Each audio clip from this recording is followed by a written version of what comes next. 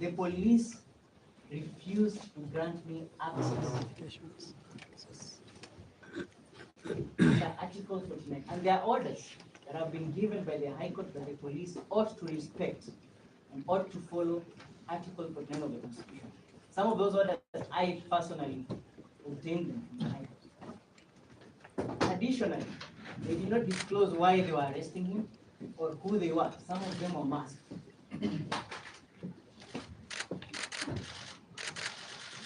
Your Honor, the question is, we are dealing with people. All of us end up painting here. So please, just a request that you allow me to manage the crowd. But request everybody after the gentleman in the big camera. We are just going to ask you kindly to step out of the room. Otherwise, we can't face the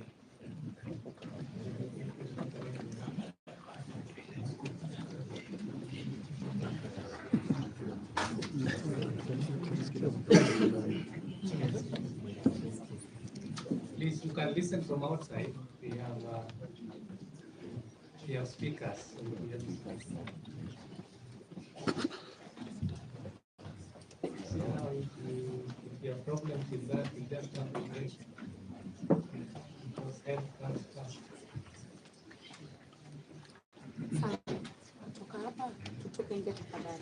Please, please.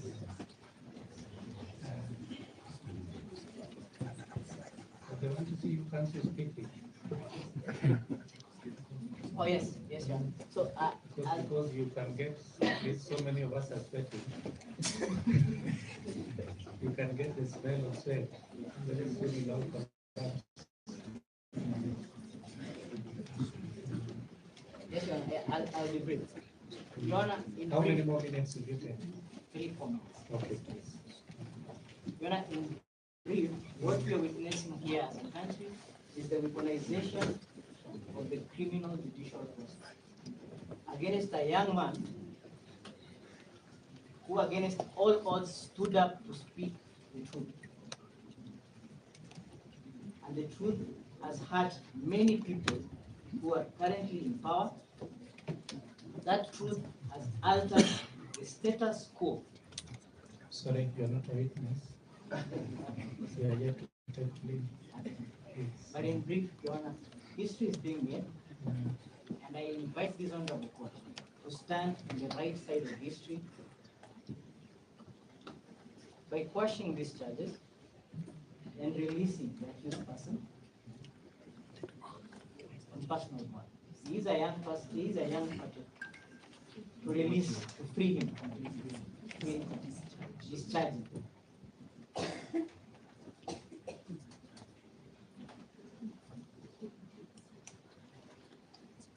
And lastly, as his personal lawyer, I want to thank him for actually believing in a young person. Fellow Gen Z, Your Honor. Fellow Gen Z. And we will stand with him.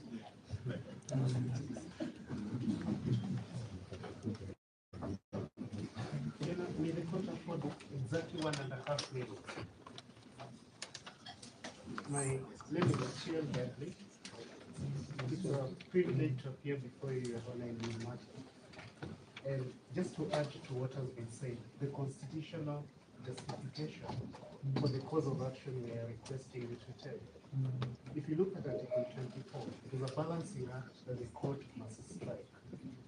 And the court must look at the least restrictive alternative. In this case, Your Honor, there is an alternative for the complainant. That alternative is called the Defamation Act. It's sufficient to address any reputational damages. And so there will be justice for the complainant, whichever, if you make the decision we are requesting you to make. And the other one is in Article 23A. That article obligates this court to adopt 20 Sabbatical 3A. You know, this court cannot interpret the Constitution. That jurisdiction belongs to the High Court. However, this court, as a constitutional organ, must apply the Constitution. And when you look at Article 23A, it requires this court and all tribunals to adopt the interpretation that most favors the enjoyment of rights. In this case, Morara's right to freedom of speech, especially on these issues, is about. So, Your Honor, there's sufficient legal basis for you to find that this charge does not disclose a criminal case, and that the remedy, alternative remedy of defamation is sufficient. Thank you so much. Your Honor, perhaps before the prosecution responds. Just a minute, Mr. Mayor.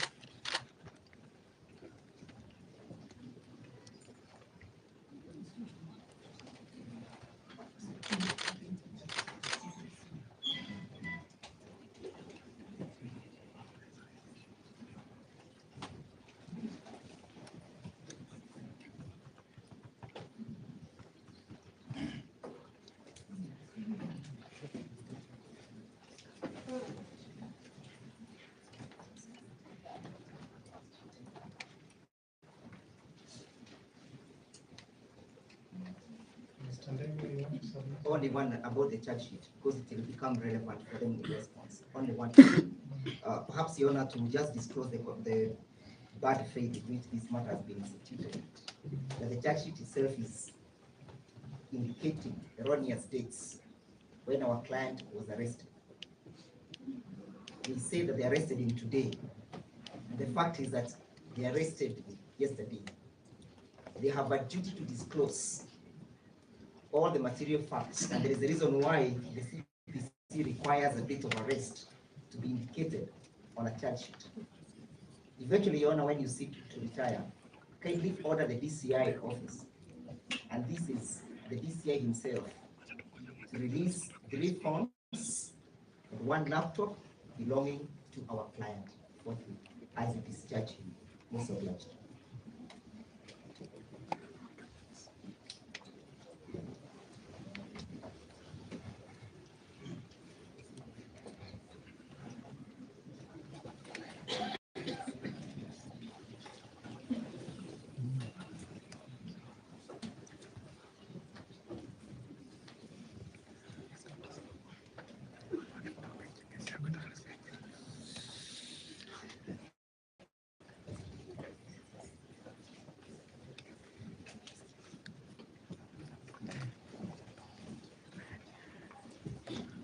Even though we just have a brief response, maybe it will just start off of the first time I'm seeing Mr. Ndegwa very calm.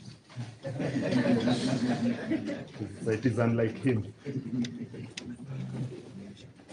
Your Honor, just in brief response, in terms of arrest, it is true the accused person was arrested yesterday and has been produced in court within the required time limit. Your name for the record? Undimu.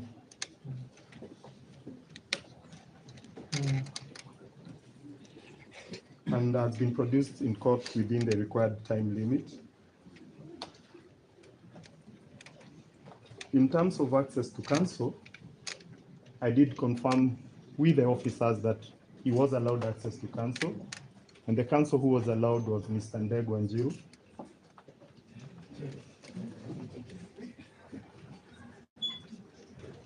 And in fact, Mr. Ndegwa did appear at our office today morning. And we confirmed that the charge sheet will be brought.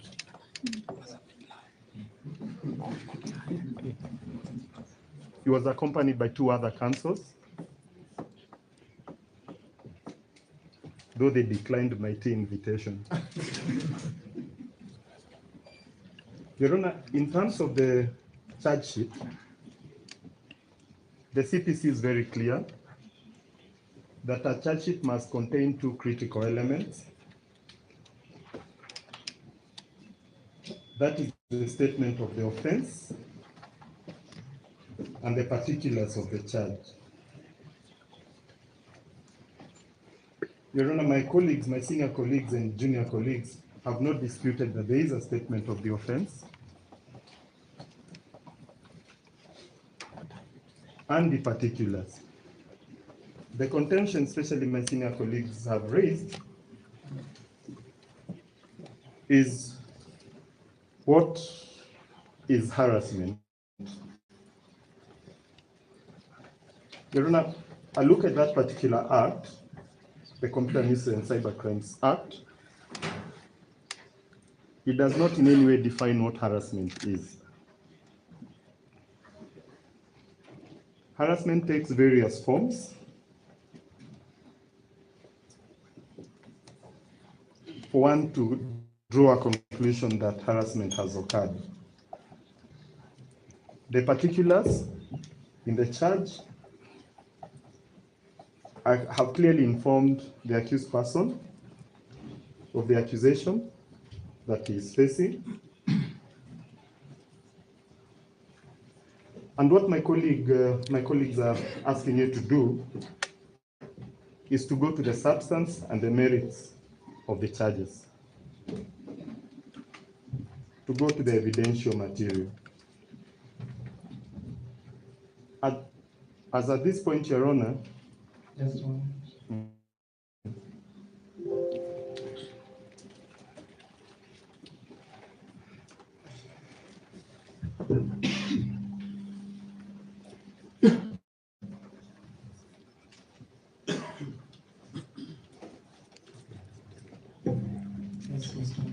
as at this point, what court ought to consider that the particulars of the charge have sufficiently informed the accused person of the accusation against him, which in our humble view are sufficient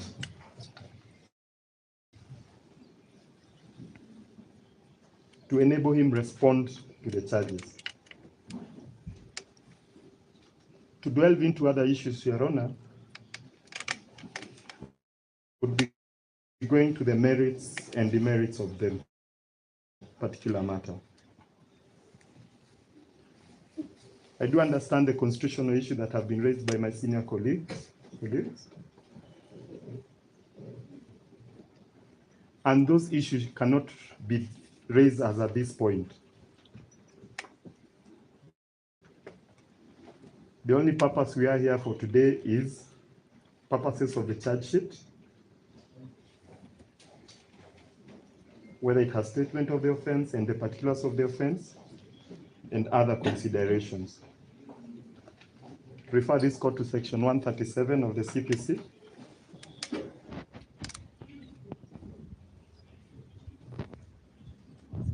Your Honor, the last point that Mr. Ndegwa has raised on the issue of the 3 phones and 1 laptop, I undertake to follow up the issue with the investigating officer to find out if they are interested in the material or the same should be released to the accused person. And undertake to inform him before the closure of business today as to what the response of the investigating officer has been. Luckily, I have Mr. Ndegwa's number. And also Mr. Eric Theuri. Surprisingly, the squatter from Tuapa has not spoken. I'm sure he will respond.